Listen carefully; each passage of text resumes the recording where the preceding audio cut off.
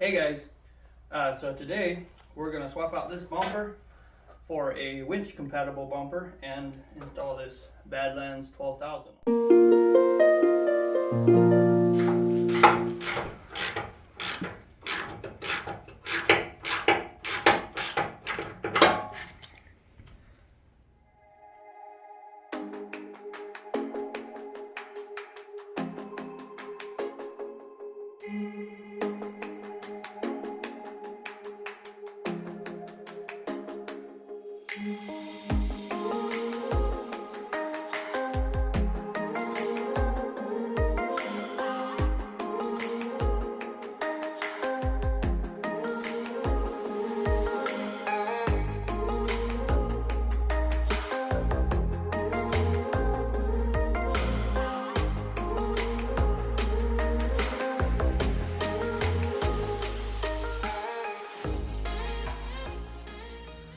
Okay, we got the winch part of the bumper installed.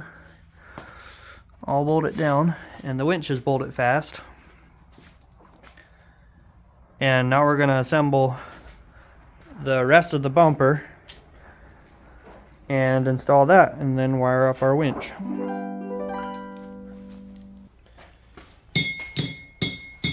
Okay, so I'm getting ready to clean up these tow hooks and get them painted. Hopefully a nice bright red color. We'll see.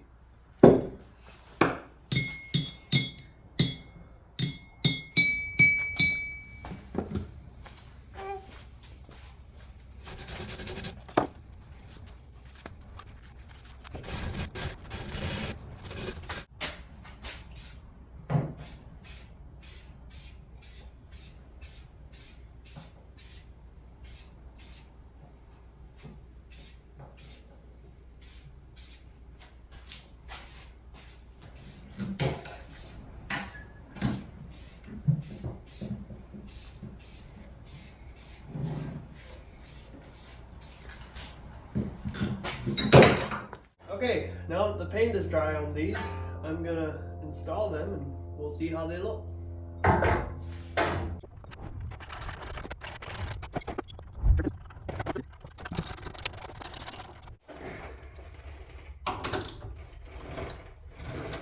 I'm sure these probably have a torque spec, but I'm just making them tight.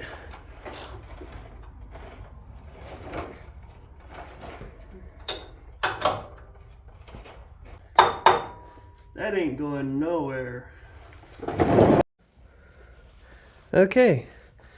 Yeah, I'd say that makes them pop nicely. Something I want to do sometime is replace that factory skid plate because it hangs down and I don't like it. But I don't know, maybe I'll custom make one.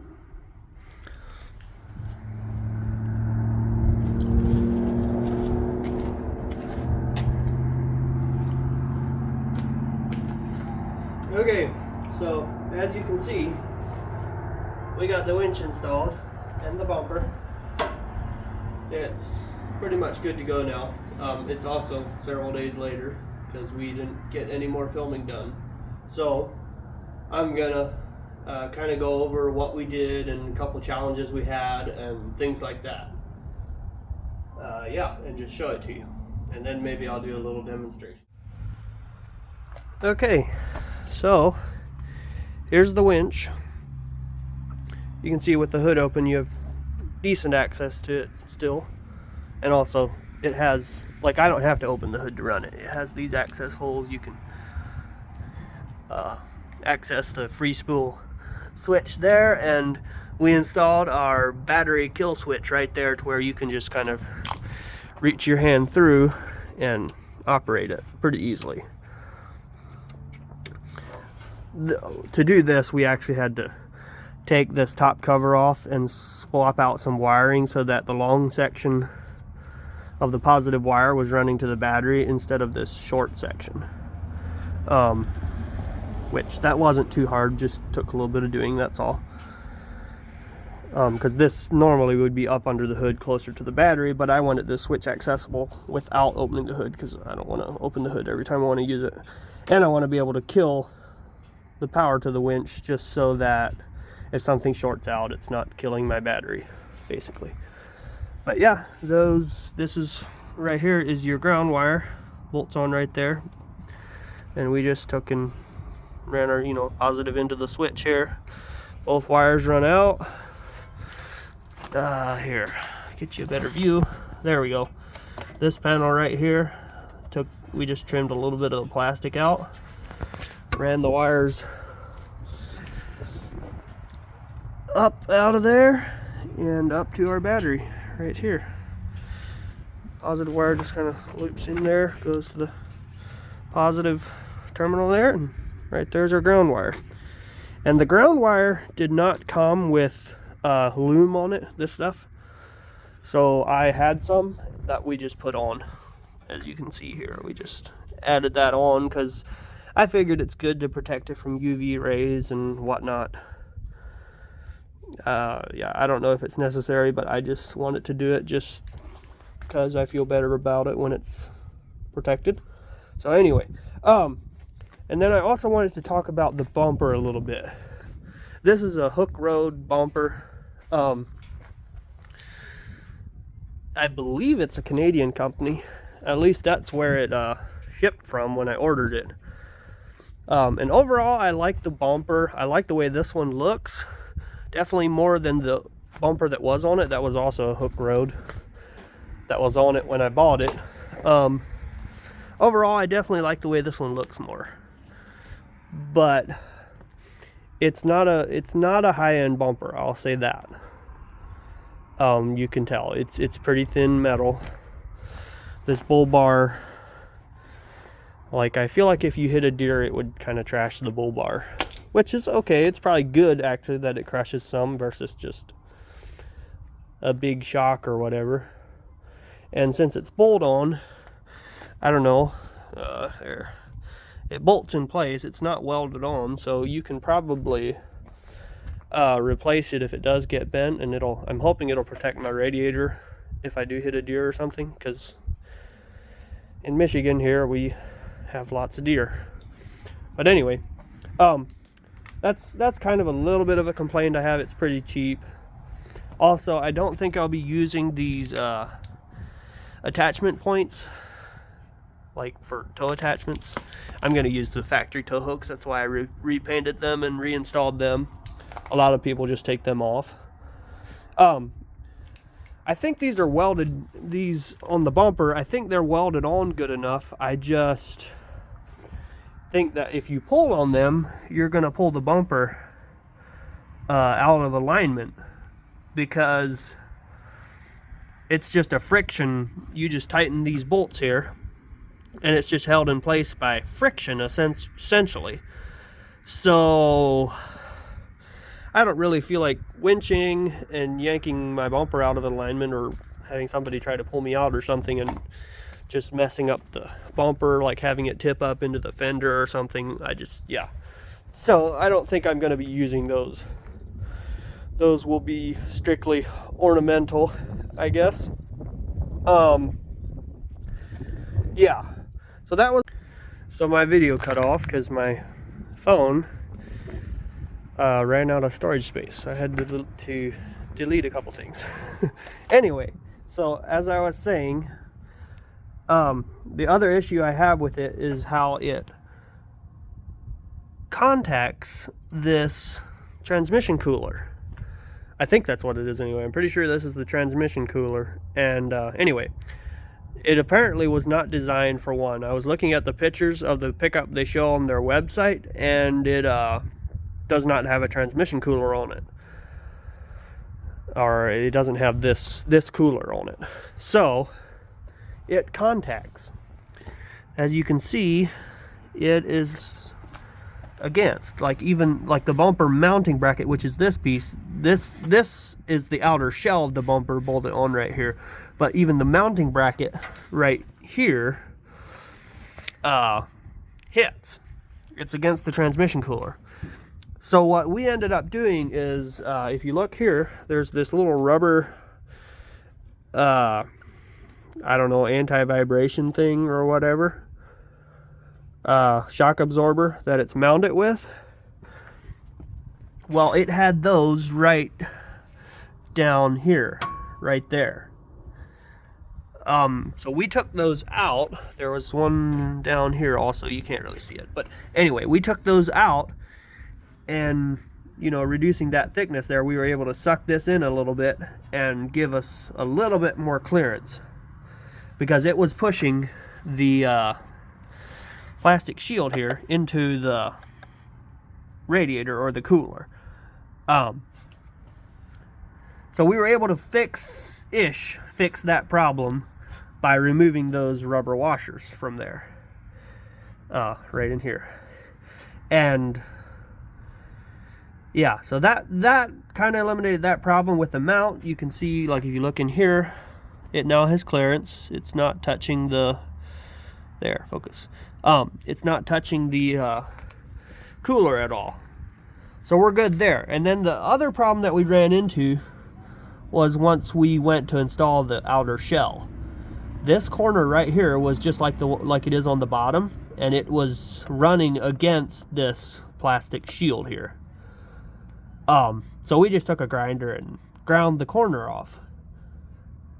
And yeah, it fits now. Like, we were able to move the bumper shell back as far as we needed to. We did that both sides. Just ground it off. And I'm not worried about it being, you know, thinner right here, right, like next to the hole, because there's never going to be any force on there. We're not going to pull on this. We're not going to pull on the bumper shell. The winch is mounted to the bumper mount. It's not mounted to this. It's not mounted to this outer shell, so it'll never pull on that. So I'm not worried at all about taking metal away right here. I'm not worried about taking this metal away because it's just simply not a problem. So yeah, that was our other issues. Other than that, I'm really happy with this bumper. I really like how it looks. Yeah, it's a nice bumper. I'm a little concerned about the winch mount. It's kind of seems a little bit chintzy, but for now we're gonna run it and see what it does. See how it holds up. If it breaks, I'll let you know, and we'll weld something up that will not break.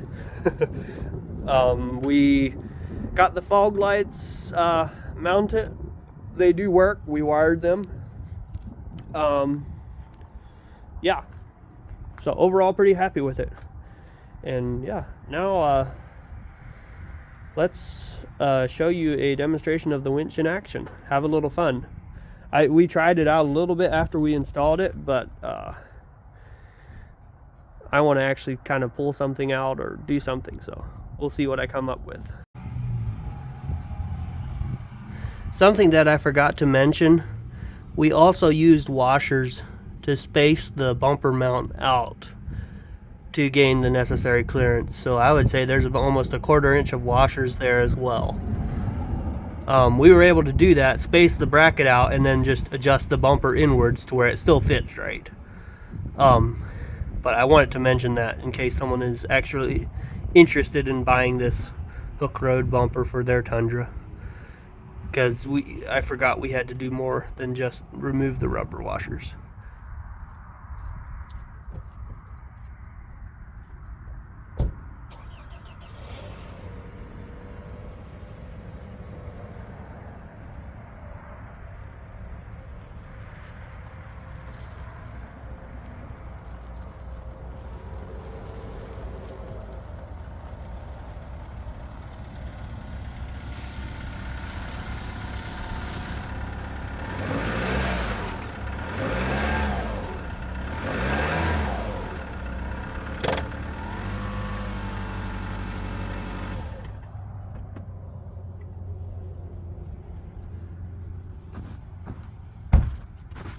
Well, I seem to have gotten myself stuck.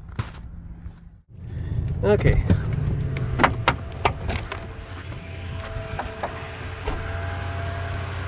Let's Get our winch out. Oh, it's starting to snow. Let's get our winch out and see what we can do.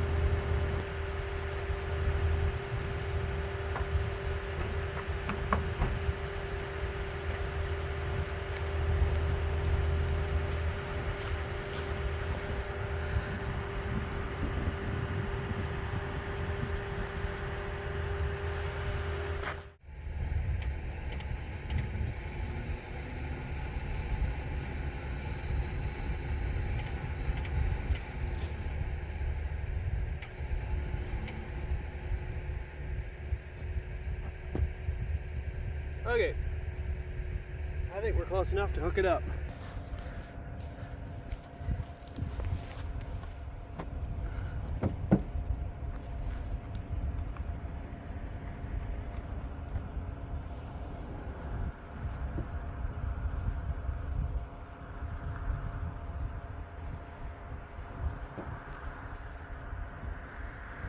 Okay, let's give it a tug.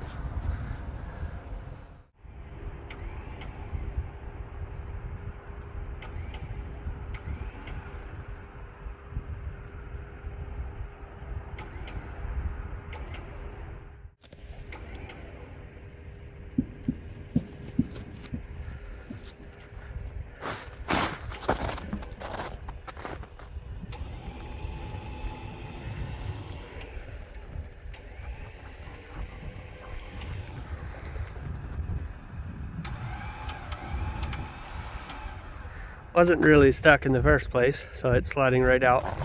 I need to turn the wheel so I don't hit that fence post that I'm using as a driveway marker. Let's turn the car wheel a little bit.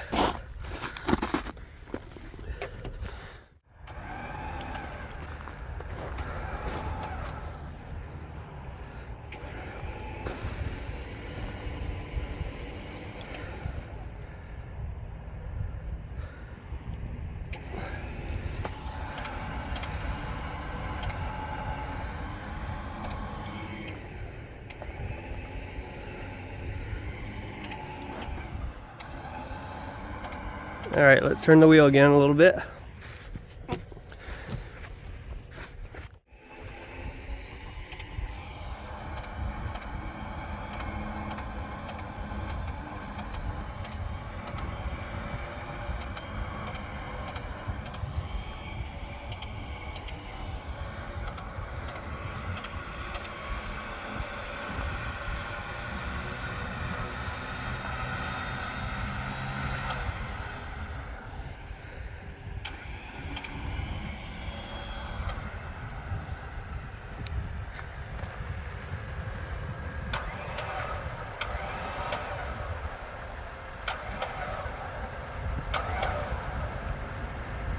I definitely need to get some wheel chocks for the truck so that it doesn't rock back and forth like that. Okay, let's put the car in park, and that way it doesn't roll away and we can let the tension off the line. Okay, now that the car's in park, I'll let the tension off and get it disconnected.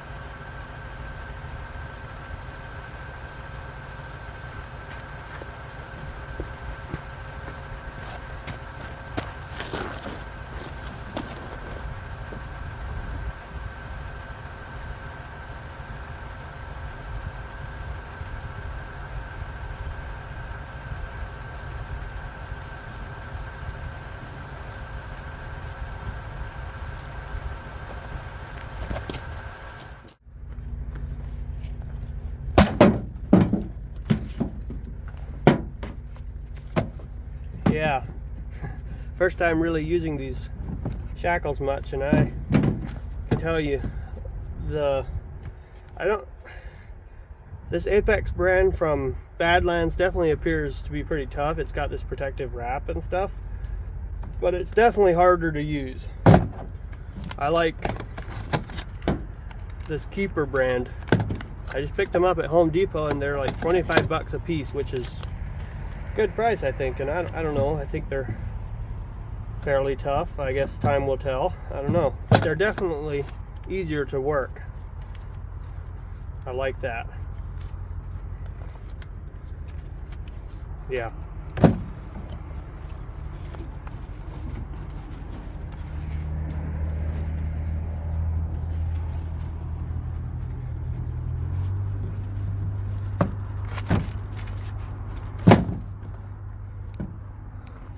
I also have some insulated gloves and a kinetic rope if I want to go that route to pull someone out, and some hard shackles if I have something hard that I need to hook to that I can't with soft shackles. So yeah. Okay, so as you saw, we recovered the stuck car, and it worked pretty well, I think. I definitely have a lot more to learn about using it and using it safely, and yeah, that was a lot of fun, and I'm excited to use it more.